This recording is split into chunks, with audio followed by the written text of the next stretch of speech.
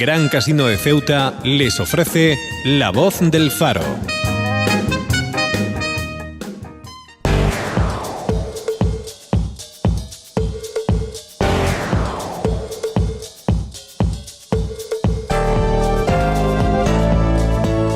Bueno, el primer asunto al que abordar se estaba esperando ya. Ahí está la condena a la ciudad.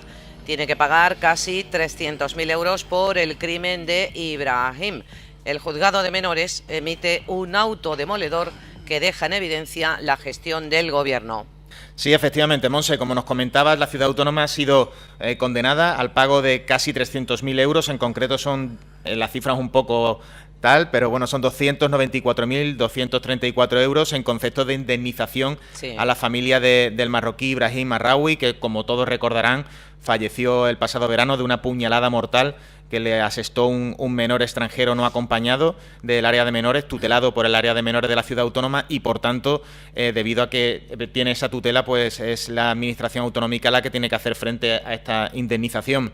Precisamente, pues el auto del juzgado de menores, como hoy publica en exclusiva El Faro de Ceuta, el periódico, es demoledor en cuanto a la responsabilidad de la ciudad autónoma, porque en su argumentación la ciudad autónoma quiso acogerse a la moderación, porque aseguraba o sostenía que no favoreció la conducta del menor.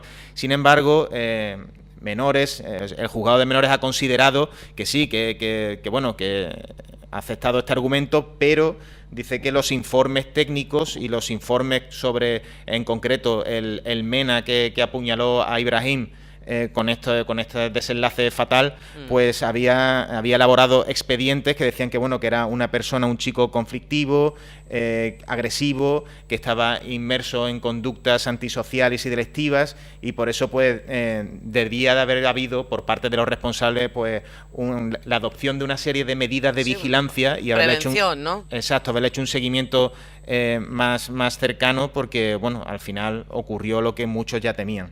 Entonces, el tema está en que la ciudad autónoma pues tendrá que hacer frente a esta indemnización. Claro, totalmente. Sí, Rafael. Esta es una más de las consecuencias de cuando se hace una ley no se tienen en cuenta las ciudades de Ceuta y Melilla y sus temas específicos, ¿no? La ley del menor está muy bien para aplicarla como se aplica en toda España, pero claro, en una comunidad autónoma como la de Andalucía igual puede tener acogido 20 menores, 25 o 30 por circunstancias dramáticas familiares o por otras similares. Pero Ceuta y Melilla estamos sufriendo un abuso tremendo y además a costo en un porcentaje altísimo, creo que está en el 80-90% con el convenio del Estado, a costo de las arcas municipales. Y ya no solamente es el costo económico, sino la imagen que hay en Melilla, en Ceuta, de los niños en pandillas o durmiendo en la escollera porque se escapan del control de menores, o un hecho tan dramático como el que sucedió, y no es el primero. Recordemos también que hubo otro menor que apuñaló a una profesora. No fue en Ceuta, pero se marchó de Ceuta a otro centro de la península y mató a la profesora. Por lo tanto, como digo, es la consecuencia de que cuando se hace una ley no se tiene en cuenta que Ceuta y Melilla es una zona colindante con Marruecos y que aunque hay que proteger al menor, son marroquíes que debían de ser devueltos inmediatamente a su país de origen, porque no tiene duda que son niños que vienen de Marruecos.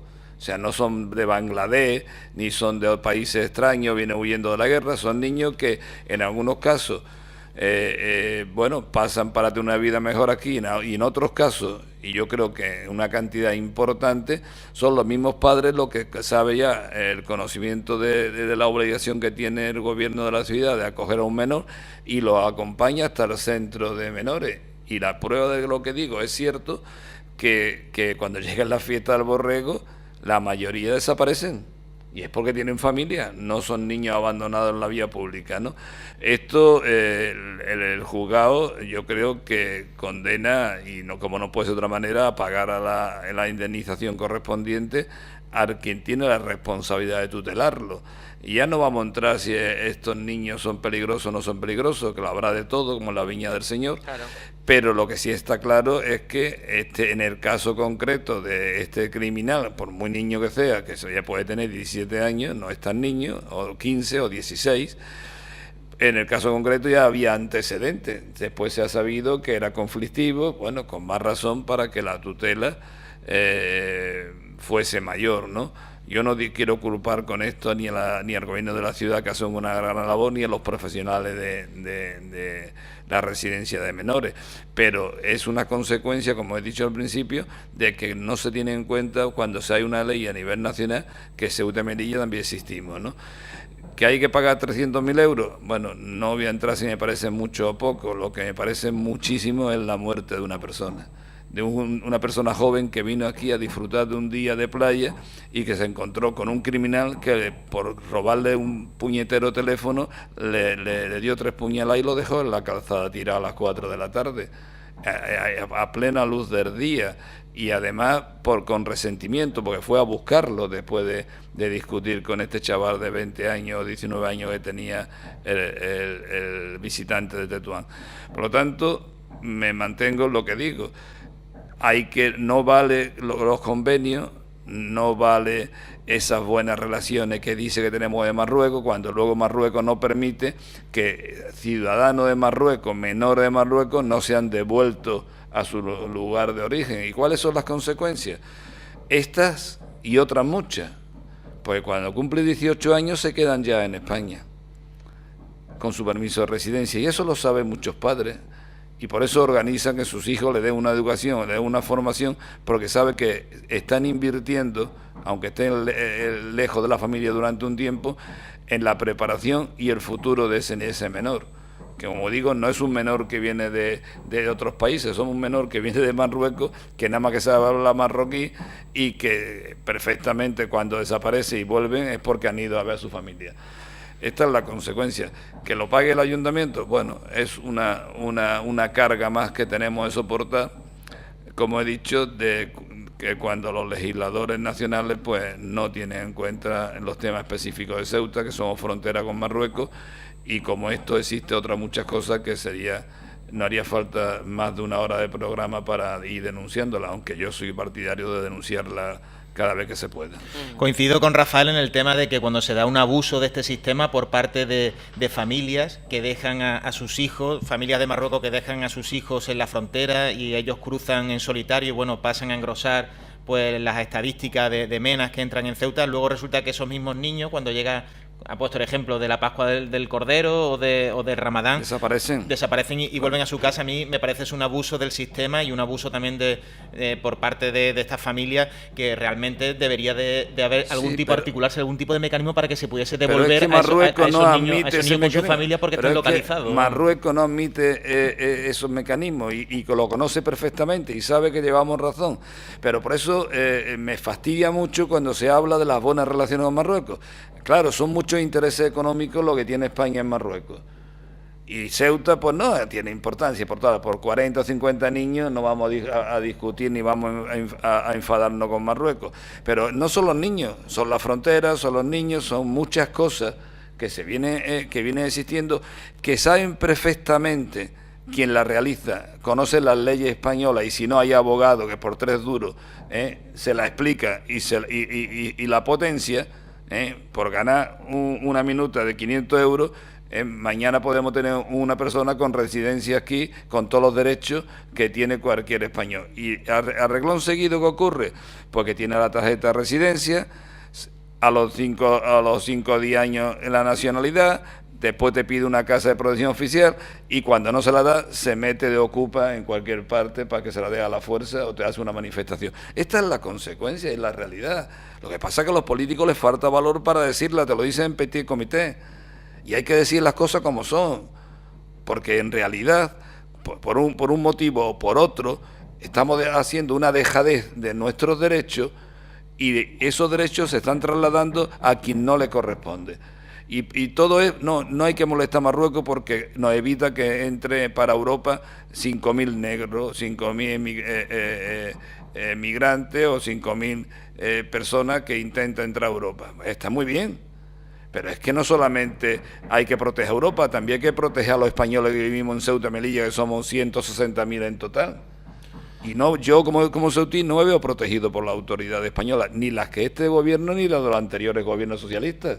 También esa llegada de inmigrantes no es algo que aquí en la ciudad está más acentuado por el hecho de que somos ciudades fronterizas con un país como Marruecos, pero sí es cierto que también se da en otras partes de la península. El caso de Andalucía, estaba echando un vistazo antes de subir, después de la última llegada de pateras y tal que se han dado hace algunas semanas, se va a contratar con carácter de emergencia, eso la Junta de Andalucía, 200 plazas residenciales para la acogida de MENA. O sea, fíjate qué contradicción. Andalucía, que es prácticamente el 25% del territorio nacional, es mucho más grande que Portugal, habla de 200 plazas, aquí hablamos de 1.000, y en Melilla de 1.000 o 1.200 en muchos casos. No hay una correspondencia. Aquí en el SETI ha habido momentos de 1.000 personas, 800, 900, y Andalucía, que tiene un problema porque le llegan en patera, no le asaltan la valla porque no tienen valla, como una cosa excepcional. Y para defender los derechos humanos, que me parece muy bien, pues van a hacer una residencia para 200. Sí, una ampliación de las que tengan para, claro, 200 plazas pero más. El problema nuestro en una población pequeña, lo que estamos soportando es mucho mayor que Andalucía o cualquier otro territorio nacional. Hay el caso de Cantabria, que también está echando un vistazo. En Cantabria también se está dando un repunte. Sí, pero yo te voy a dar un dato que no suena en ninguna parte. Y es que hubo una época hace años donde la inmigración apuntó desde África a Canarias. ¿Y qué hicieron los gobiernos canarios? Decir que ni uno más. Que lo ponía en un avión, lo fletaba y lo ponía en la península. Y se ha cortado esa inmigración a Canarias. Se ha cortado, está en otros puntos de la península, pero se ha cortado. Yo no soy partidario que los derechos humanos nos obliga a atender a un emigrante que venga huyendo o que quiera una vida mejor.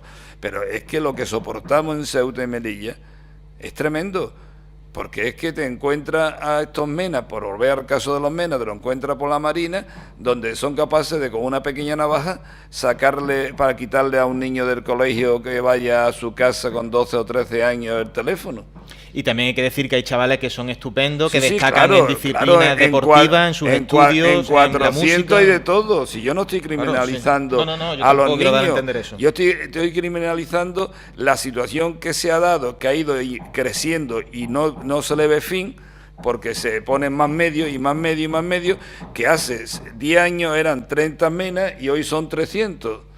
Eso es lo que yo critico, y que no se ha hecho absolutamente nada. Y lo que yo critico es que las buenas relaciones con Marruecos tienen que ser reales. Y cuando digo reales, es de entendimiento mutuo en beneficio de las dos partes.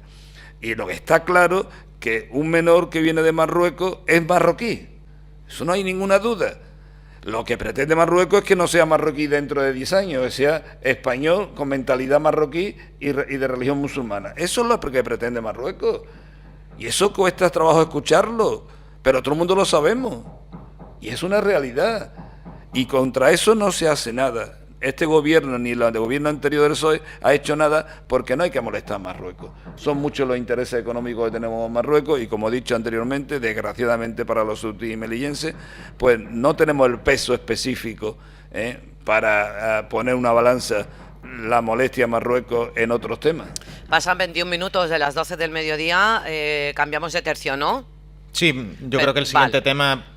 por eso vamos a hablar nuevamente de la frontera, pero el caso es que ya se ha confirmado la remodelación para 2019. ¿Quién empieza? Pues empiezo yo, porque yo que hoy vengo tranquilo, y esto me parece un chiste, aún siendo realidad.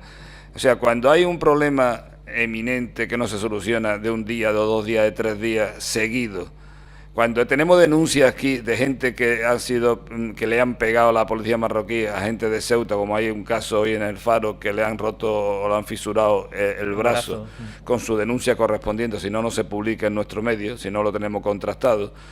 Cuando estamos en una crisis comercial, que no lo digo yo, lo dicen ya los políticos y lo dicen también el presidente de la Cámara de Comercio en la entrevista del Faro de hoy, que nos venga a decir que bueno, que se va a hacer la transformación de la frontera para el 19. Estamos en el 17, creo recordar. Sí, sí. ¿Tú crees que los empresarios pueden aguantar un año y medio en ruina y manteniendo los puestos de trabajo? Lo que habrá que solucionar, me parece muy bien los proyectos para el 19, que será para el 21, para el 22, porque ya sabemos cómo son los proyectos, ¿no? Sí. Pero lo que hay que solucionar es el problema que tenemos ahora. Si la aduana no hace falta que se amplíe más para darle solución, hay que darle solución tal y como está, porque el problema lo tenemos en esta aduana y la aduana lleva sin 40 años. Si no 40, 25 que se hizo los 3 carriles. El problema es que hay que darle solución porque no se puede aguantar más, porque los empresarios ya no pueden aguantar más. Pero hay alguna mentalidad política que piensa, bueno, pues nos quedaremos en Ceuta los funcionarios, una ciudad de 60.000 habitantes, y el comerciante que no puede aguantar que se vaya. Y nos convertiremos Ceuta en lo que era el INNI español, Sahara español, funcionario y nadie más. Por lo tanto, yo no quiero eso para mi tierra. Lo que le pido a la delegación de gobierno y a la ciudad, que tanto apoya a la delegación de gobierno, es que pongan los medios y que abra eso que están de moda ahora que en Cataluña, que se converse, que se hable, que se haga un diálogo con Marruecos, a los niveles que sea, desde el nivel de frontera con frontera, como si hay que llevar de ministro a ministro. Pero la situación esta no es normal. Pero qué casualidad que lo que pasa en Ceuta pasó también allí en Melilla. Sí, fue escalofriante verlo, también. Para mí, como yo decía ayer antes de conocer lo de Melilla, hay una mano negra aquí que quiere hundir Ceuta y Melilla. Y me van a decir los políticos que soy catastrofista, que digo tonterías. Pues muy bien, diré tonterías, pero es una realidad que lo que pasa aquí está pasando en Melilla y no tiene por qué. Que hay 3 pasos fronterizos en Melilla. O sea, algo está ocurriendo y en ese algo debe tener una respuesta la autoridad de Ceuta y Melilla y las autoridades nacionales. Porque estamos hablando del porvenir de una ciudad o de 2 ciudades. No estamos hablando de que un empresario haga un poco de negocio o deje de hacerlo, que está en su derecho de hacerlo después de hacer las inversiones. Lo que estamos hablando es que se paraliza la ciudad. Que los grandes inversores, entre comillas, grandes en Ceuta, no hay muy grandes, pero un Mercadona o un Lidl, ya están preocupados, que Zara pierde dinero. ¿Y eso qué significa? Pues que Mercadona ha frenado la apertura, ya no tiene prisa, que el Lidl puede echar 20 personas o 30, que cualquier proyecto de inversión se paraliza, porque esta situación no le conviene a nadie ni es natural. Y la están dejando, como decíamos ayer, morir como si se tratara de un hecho natural. Se cierra la frontera, no pasa nada, el comisario jefe dice que es por seguridad ciudadana, el coronel de la Guardia Civil dirá que no tiene más medios, el delegado de gobierno dirá que se basa en los informes de los 2 jefes, tanto el coronel de la Guardia Civil como del comisario jefe, y los empresarios dirán que no puede aguantar más. Y esta situación, desde luego, si alguien no tiene culpa de la situación, son los ciudadanos de Ceuta. Porque ya no se trata solamente de los empresarios. No se trata solamente de los empresarios. Se trata que estamos rompiendo con la unión y los pocos problemas que había entre 2 sociedades fronterizas. Porque afortunadamente para algunos y desgraciadamente para otros, hay quien tiene familia, su madre la tiene en Castillejo o su hermano. Y no pueden pasar a verlo. Ya no digo aquello que viva en Castillejo y tenga el colegio en Ceuta, que eso había que discutir muy mucho si es legal o no es legal. Pero lo que sí es legal a todas luces, que mi madre puede residir en Castillejo, en Tetuán o en Tánger. Y lo que sí es legal a todas luces, que yo como ciudadano de Ceuta, si me apetece, o un señor de Málaga que venga y quiera pasar a Marruecos, que tenga derecho a pasar y no diga, no puedo pasar a pesar de haber venido de Málaga a gastarme dinero, no puedo pasar a Marruecos por Ceuta porque está cerrada una frontera. O sea, por lo tanto, está muy bien las obras, y yo la aplaudo, y además sé que el delegado de gobierno le pondrá todo el interés del mundo, es el primero en intentarlo, pero yo me gustaría que el delegado de gobierno de Ceuta actuara más como político y menos como tecnócrata. O sea, que muy bien, los informes técnicos no son vinculantes siempre. Si no, se lo preguntara al anterior delegado de gobierno, Francisco, que desgraciadamente ya no está con nosotros, Paco Antonio, que tenía su propia opinión política y, bueno, escuchaba a los técnicos, lo valoraba y decidía. No sé, no siempre puede tener razón los informes de los técnicos, de los asesores, porque el resultado, por lo menos hasta ahora, no ha sido satisfactorio.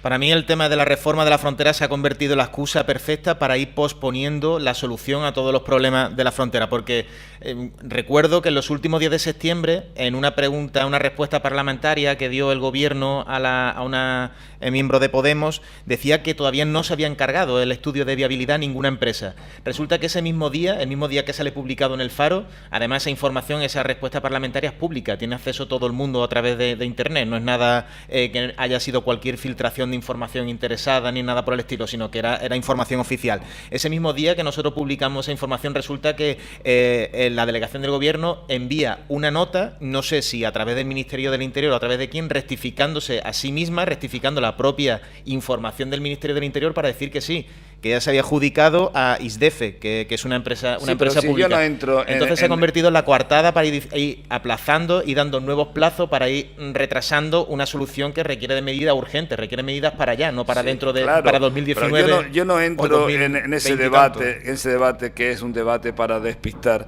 que si la pregunta de Podemos que no era cierta, que las obras no se habían adjudicado, no se había proyectado, eso es futuro. Sí, yo quiero hablar del presente.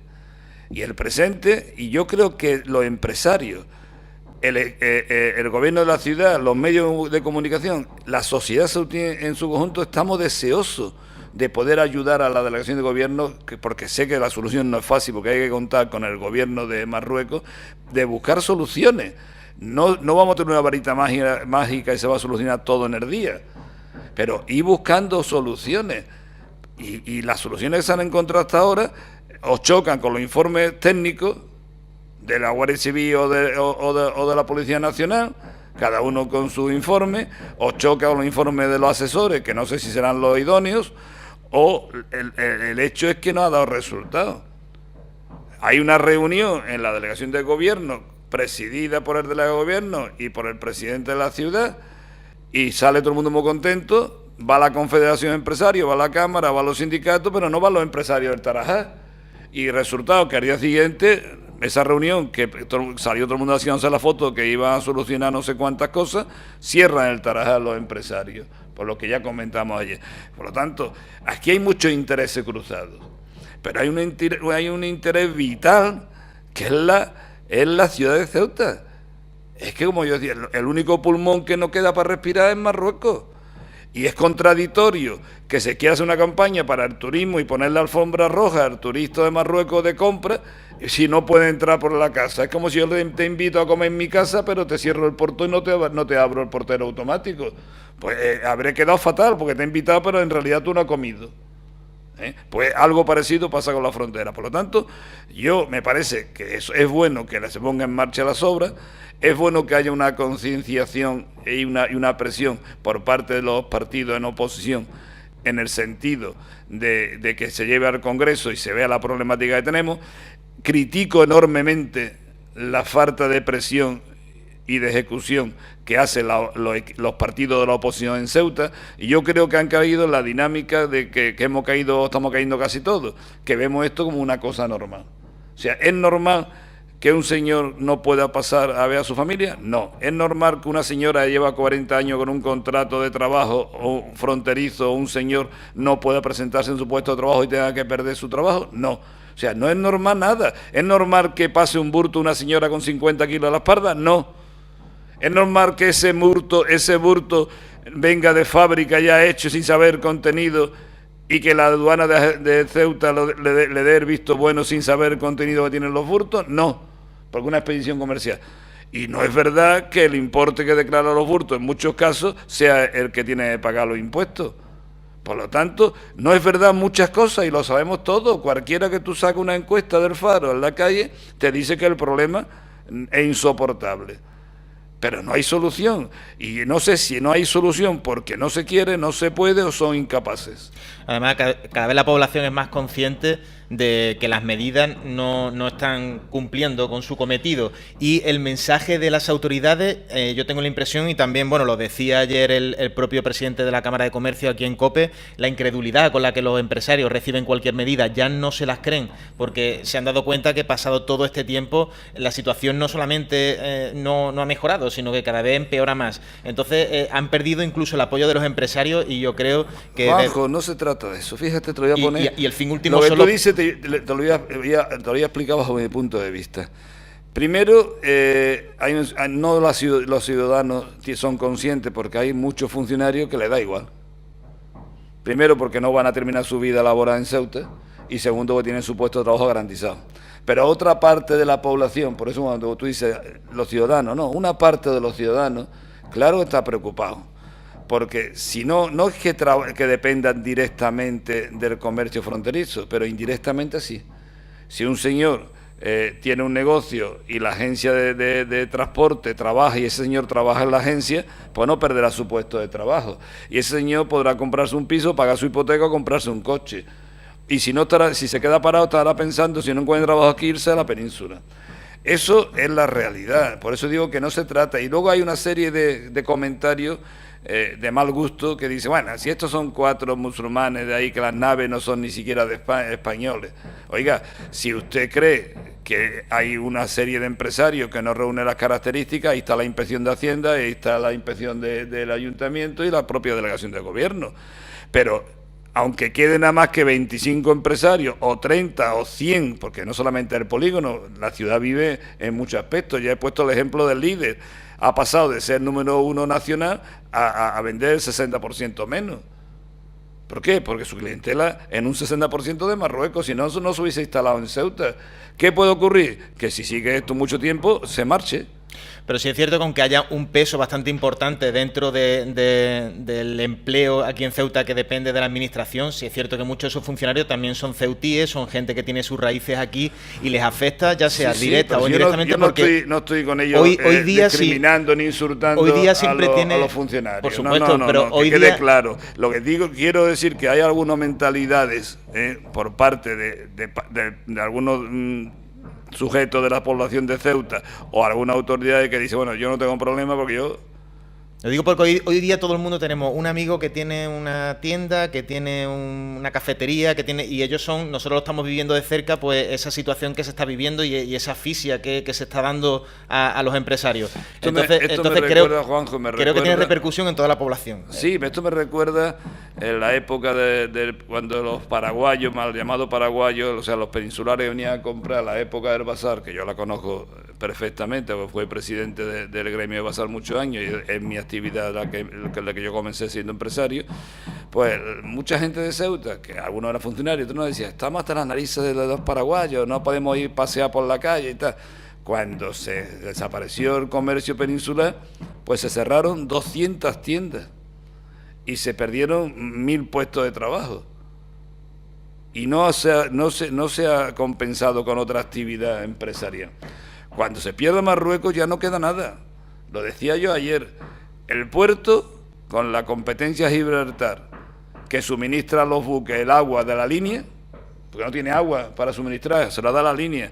El gasoil más barato de Ceuta en Algeciras que en Ceuta al mismo precio, dejaron de venir todo el mundo a suministrar. Todo el mundo. El puerto, hoy precisamente tenemos las páginas de a ver si traemos algunos cruceros más, pero eso no es una situación. Todo suma, pero no es suficiente. Nada más que nos queda el turismo de Marruecos y las ventas a Marruecos. Que Marruecos querrá protegerse, lo veo normal como país, pero también tiene un problema socioeconómico tremendo. Y es que si se para Marruecos, y yo estoy convencido que la autoridad de Marruecos no lo quiere, se para esta actividad con Ceuta, ¿cuánta gente se quedan sin trabajo? ¿Cuánta gente viven del porteo? ¿Cuánta gente trabaja en casas domésticas o son trabajadores fronterizos? Y lo que no quiere Marruecos, porque no tiene solución, es crear un problema de 250.000 personas en el norte de Marruecos. Bastante ya problema tendrá con otras cosas. Eso no lo quiere y por eso tolera un día mejor, un día con más ganas, un día con menos ganas, tolera ese paso de mercancía que para nosotros no es contrabando, pero para ellos sí. Señores, hemos consumido el tiempo prácticamente, son y 37 ya. Hay que ir cerrando. No sé si queréis dar pincelada a algún tema y ya rápidamente luz y oscuridad, pero eso, una pincelada tan solo. Por ejemplo, en cuestión de inmigración, estos asiáticos que tenemos... creo que es importante, eso no es una pincelada, necesitamos algunos minutos, sí. Voy a intentar ser breve por vale. El tiempo que nos queda. Me parece que el trato que se le da a los asiáticos no es el mismo que al resto de emigrantes que están en el SETI. La razón puede ser comprendida si se explican, y es que no se quiere abrir. Si se le da rápidamente salida de Ceuta o de otros centros de emigración, pues esa vía de asiáticos puede aumentar y ponerse al mismo nivel que los emigrantes africanos, ¿no?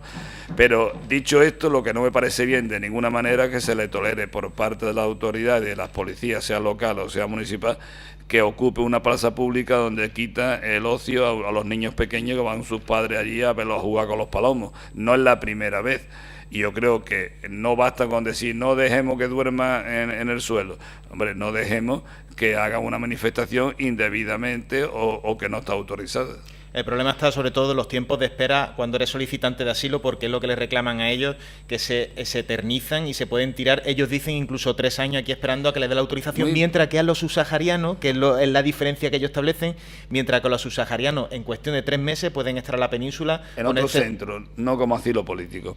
Por eso también hay que entender lo que acabo de decir. Ellos luego cuando vayan a la península o vayan a Francia o vayan a Alemania, allí ellos dicen que ya solicitarán asilo, pero que lo único que quieren es circular libremente por pero es que lo que no se puede exigir cuando uno entra en un país ilegalmente y sin documentación, no se puede exigir que se le dé un trato preferente ni a un colectivo ni a otro. Bastante es con que hay, porque la ley así lo recoge y los derechos humanos lo requiere, porque son personas, vienen huyendo en muchos casos de la miseria de la guerra, que se le dé un sitio de acogida, se le alimente, se le dé ropa y se le trate como lo que son seres humanos. Pero de ahí a tener unos privilegios y que tenga una exigencia, me parece que no es de recibo. Es decir, mire usted, el protocolo para la documentación de asilo político tardan 2 años. Y usted debe ser consciente, si no, dése la vuelta, salte otra vez la valla, váyase para Marruecos y espere en Marruecos y pide usted el asilo político en Marruecos. A mí es que me parece tan pernicioso, y lo digo muy rápido, me parece tan pernicioso una devolución en caliente como tener aquí unas personas 1 año esperando sin poder trabajar, sin tener vida propia, no, pero alimentada, vestida y con dormir. Vamos a ver, yo creo que han venido aquí están mejor que en su país de origen. Y a mí no me parece ni pernicioso ni malo que haya una ley que permita esa mal llamada, que odio la palabra de devolución en caliente, porque nunca ha habido devolución en caliente. Ha habido un acuerdo con Marruecos que todavía está en vigor. Lo que pasa es que aquí la ONG, que las mismas que asesoran cómo hay que pasar y saltarse las leyes por el arco del triunfo, que están en Marruecos, son las que luego se quejan aquí cuando se devuelven. Compañeros, por lo tanto, tiempo que os paséis aquí, tiempo que le restáis a la segunda edición, ¿eh? Así que venga, luz y oscuridad, por favor. Hombre, en el tono que no lo dice tenemos que decir mucho. ¿Y tanto? Bueno, pues la oscuridad mía va a ser para el policía marroquí, si es que ha ocurrido, tal y como tiene la denuncia puesto en comisaría, que maltrató a un ciudadano español con la porra y le hizo una herida o le fracturó el brazo, ¿no? Que viene hoy en las páginas de nuestro periódico. Para mí la oscuridad, de nuevo repito, en cuanto a ayer, pues a los responsables de la situación que se da en la frontera, y la luz para un tema que vamos a tratar ahora a continuación en la segunda hora de La Voz del Faro, y que no es otro que ese foro de crucero que, intenta dinamizar a este sector en Ceuta y crear un destino turístico para los cruceristas. Perfecto, Luz. Pues yo la luz se la voy a dar, delegado de gobierno, a ver si se ilumina de una vez por todas y encuentra alguna salida al tema de la frontera. Muy bien, gracias. Hasta mañana. Sigan con nosotros, señoras y señores, que llega la segunda edición de La Voz del Faro. Gran Casino de Ceuta les ha ofrecido La Voz del Faro.